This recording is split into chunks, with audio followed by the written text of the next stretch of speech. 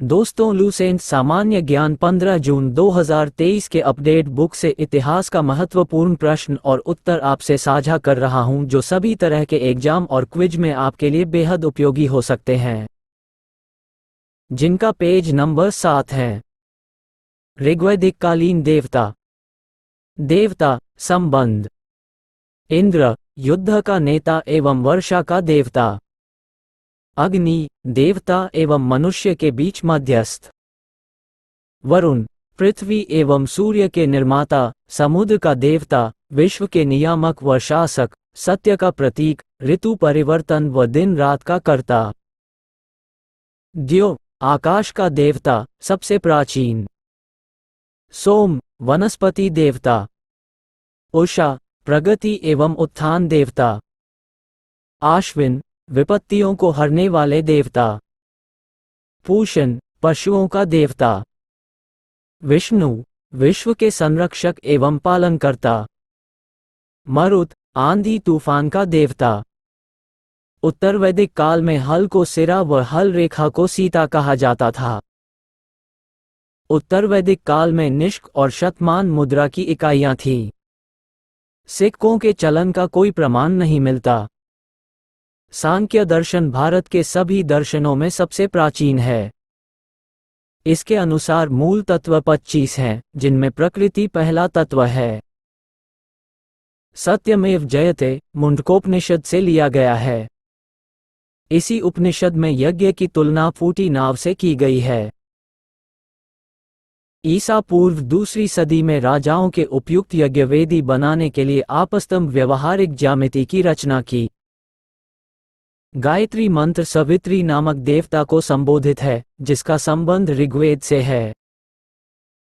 लोगों को आर्य बनाने के लिए विश्वामित्र ने गायत्री मंत्र की रचना की। श्राद्ध की प्रथा पहले पहल दत्तात्रेय ऋषि के बेटे निमि ने शुरू की।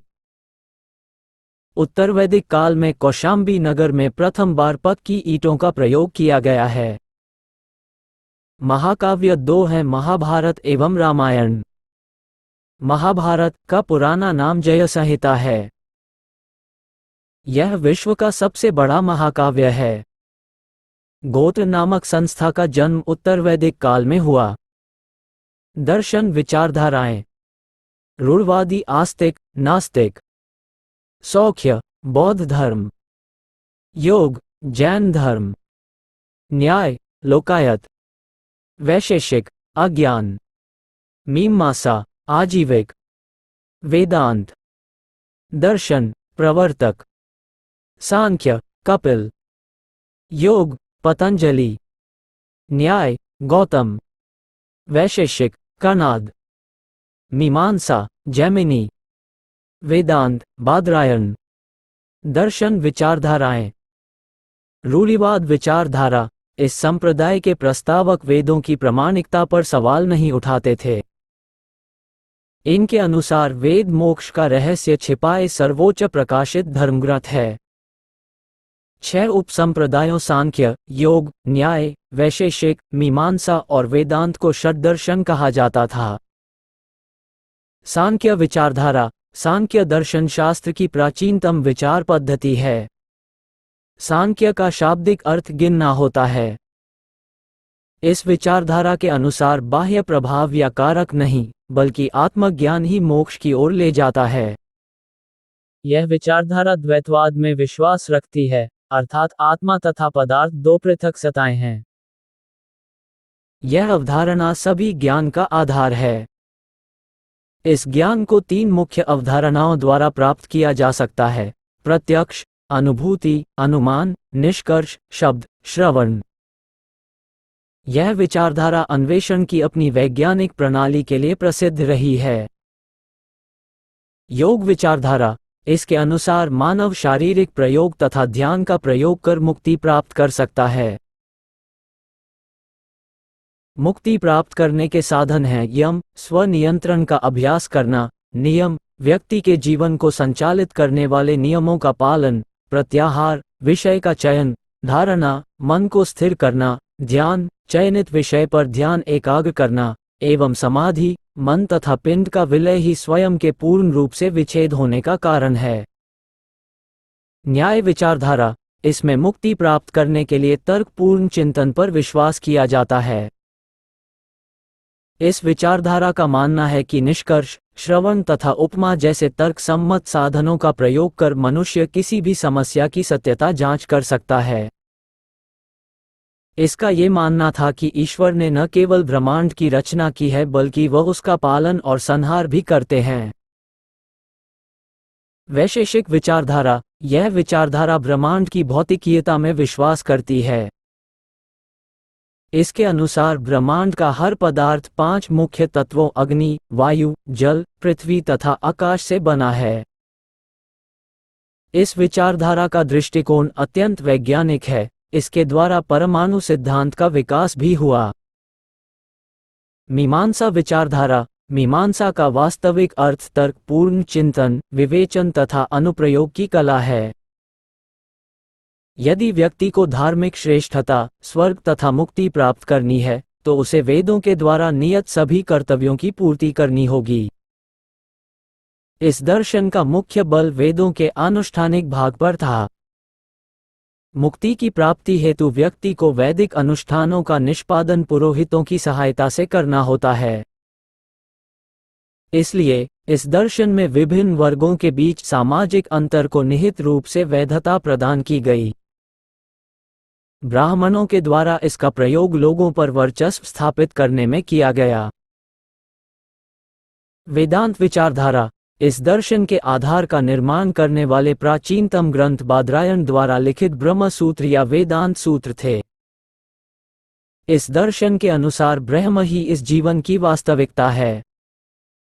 शेष सभी बातें मिथ्या या माया है। इसके अनुसार स्व का ज्ञान हो जाने पर वह स्वतः ही ब्रह्म की अनुभूति कर मुक्ति को प्राप्त हो जाएगा। ये तर्क ब्रह्म तथा आत्मा को अविनाशी तथा शाश्वत बना देता है। नास्तिक विचारधारा, ये वेदों की मौलिकता पर विश्वास नहीं करते हैं और भगवान के अस्तित्व पर प्रश्न खड़े करते हैं। ये 5 उपधाराओं में विभाजित हैं: बौद्ध, जैन, लोकायत, अज्ञान और आजीविक। लोकायत दर्शन या चारवाक विचारधारा, बृहस्पति ने इस विचारधारा की नींव रखी। इसकी चर्चा वेदों तथा बृहदारण्यक उपनिषद में भी मिलती है। इसके अनुसार ब्रह्मांड में केवल 4 तत्व हैं: अग्नि, पृथ्वी, जल तथा वायु।